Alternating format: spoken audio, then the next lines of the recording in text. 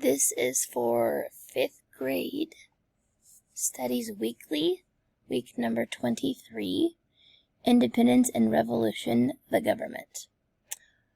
The front page is article number 1, the Declaration of Independence.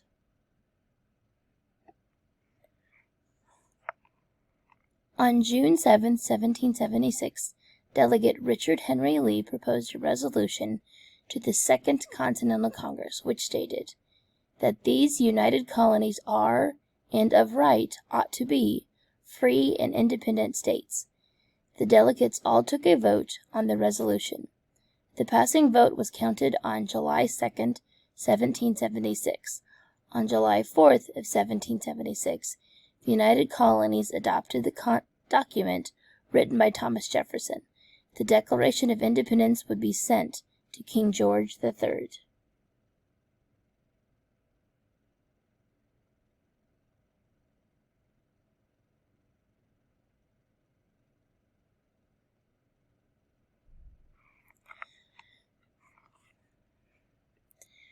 You need to highlight this section right here. So on July 4th, the United Colonies adopt the document written by Thomas Jefferson. The Declaration of Independence would be sent to King George III.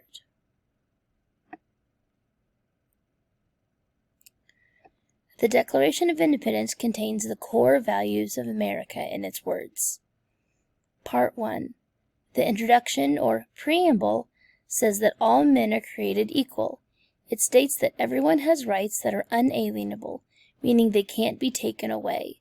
These rights are life, liberty, and the pursuit of happiness. This section right here needs to be highlighted also.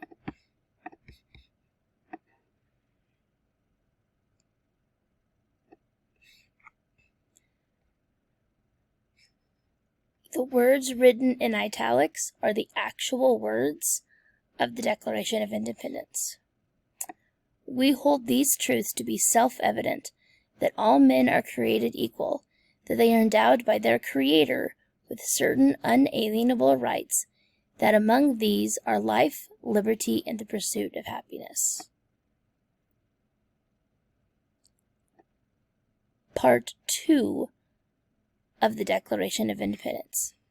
The next section talks about the purpose of the government.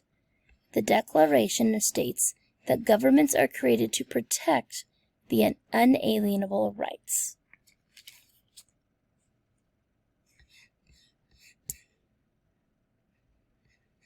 This part right here needs to be highlighted. As you are highlighting, I will continue on.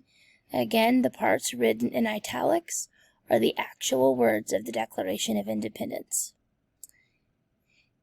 That to secure these rights, governments are instituted among men, deriving their just powers from the consent of the governed, that whenever any form of government becomes destructive to these ends, it is the right of the people to alter or to abolish it.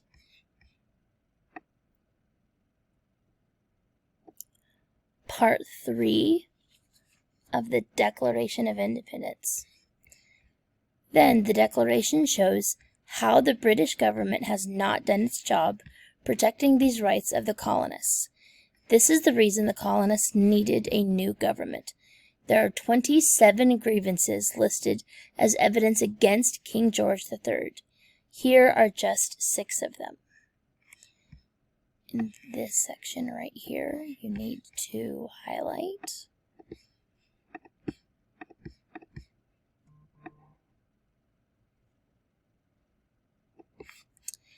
Number 1, he has forbidden his governors to pass laws of immediate and pressing importance, unless suspended in their operation till his assent should be obtained, and when so suspended he has utterly neglected to attend to them. Number 2, He is kept among us in times of peace, standing armies without the consent of our legislatures. Number 3, for quartering large bodies of armed troops among us. Number 4, for imposing taxes on us without our consent. Number 5, for depriving us in many cases of benefits of trial by jury. And number 6, for suspending our own legislatures and declaring themselves invested with power to legislate for us in all cases whatsoever. Part 4 of the Declaration states, the conclusion explains what must be done about these grievances. We're going to highlight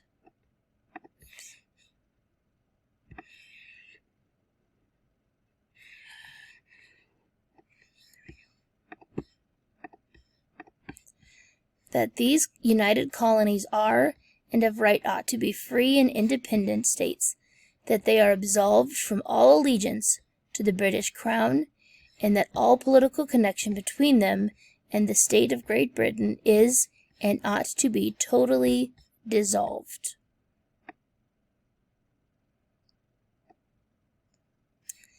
The delegates signed and sent the document to the king.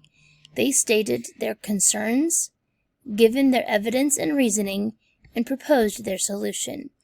Now they remained firm in their commitment to seeing through what they proposed. 56 men signed the Declaration of Independence. Those signatures gave the king, Parliament, and the British Army evidence of treason against the British government. Treason was punishable by death. These men put their honor and their lives on the line to support what they believed in. We are going to highlight this.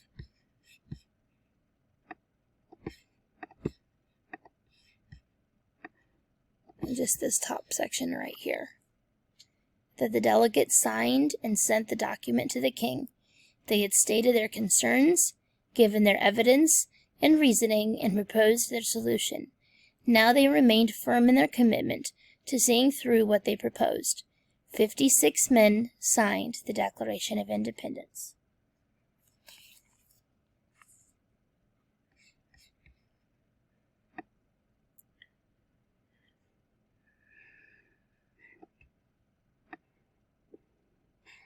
Okay, now we're going to go to the bottom of the front page.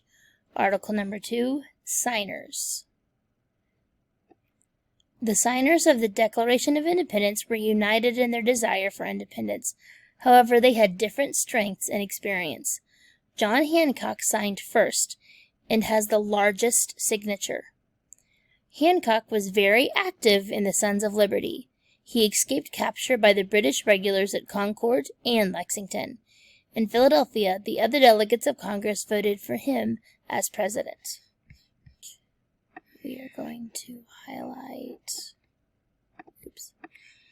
we are going to highlight that section right there. And then moving on. Roger Sherman was on the committee of 5 to write the Declaration. Another member of the committee, John Adams, described him as, quote, one of the most sensible men in the world, end quote, possessing the, quote, clearest head and steadiest heart, end quote. Adams also said of Sherman's public speaking, quote, it is stiffness and awkwardness itself, rigid as starched linen. Sherman was never in the spotlight or center of the action, but he labored tirelessly on the work of Congress and the war. We're going to highlight that sentence right there.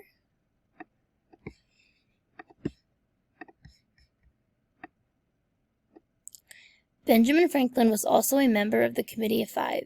He was a steady influence in Congress, since he had experience as a representative of Pennsylvania in the court of King George.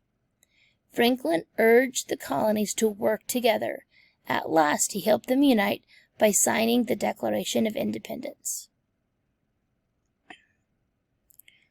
And now we're going to go to the inside. We have Article number 3, reaction to the Declaration.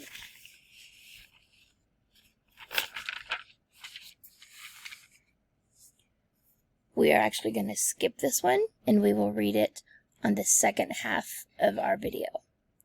So now we're going to go on to Foundations of the Revolutionary Government. We are also going to skip that one because that will be in the second video. Now, government during the American Revolution. This is on the inside.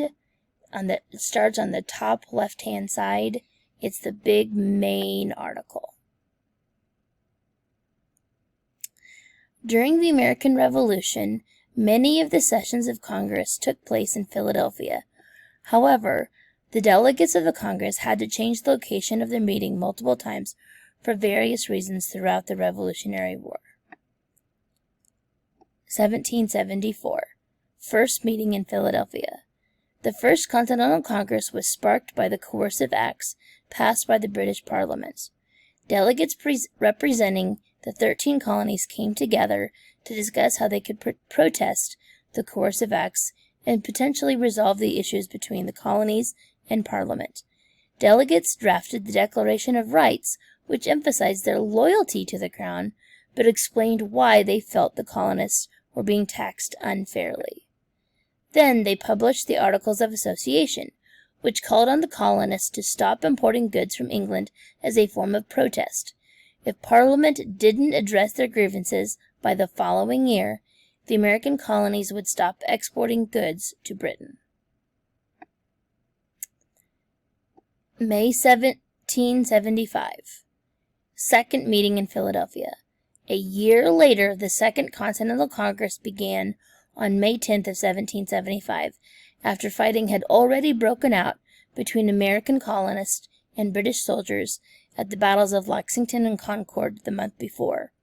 At this second meeting, the Congress created the Continental Army and named George Washington as its commander-in-chief.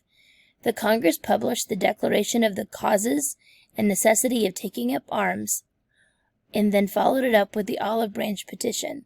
The Olive Branch Petition was the final plea with King George III to avoid a war and resolve things peacefully. A year later, American colonists fought in battles against British soldiers. The Congress remained divided on whether to declare independence from Britain or to remain loyal to the king. However, between fighting the British Army, oppression from the British Parliament, and petitions being repeatedly ignored by King George III, many colonists and the majority of the founders came to the conclusion that declaring independence was the only way to move forward.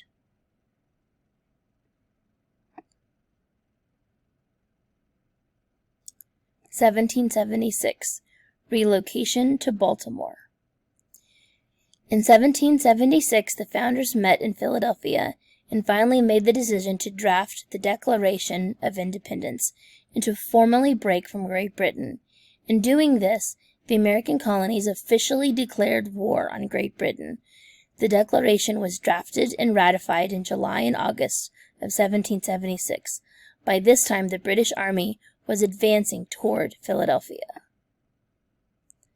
Since the delegates had committed treason by signing the Declaration of Independence, they were now wanted men. In order to avoid capture, the members of the Continental Congress were forced to gather all of their materials and records and move 100 miles away to Baltimore, Maryland.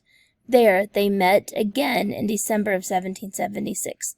They discussed the war and formed a committee of 5 members who would be in charge of creating a plan for obtaining foreign assistance of the war. We're going to go back up a little bit. We're going to highlight all of that.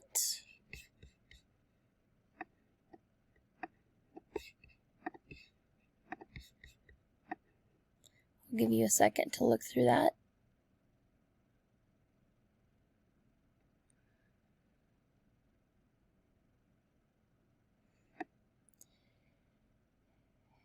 And then we're going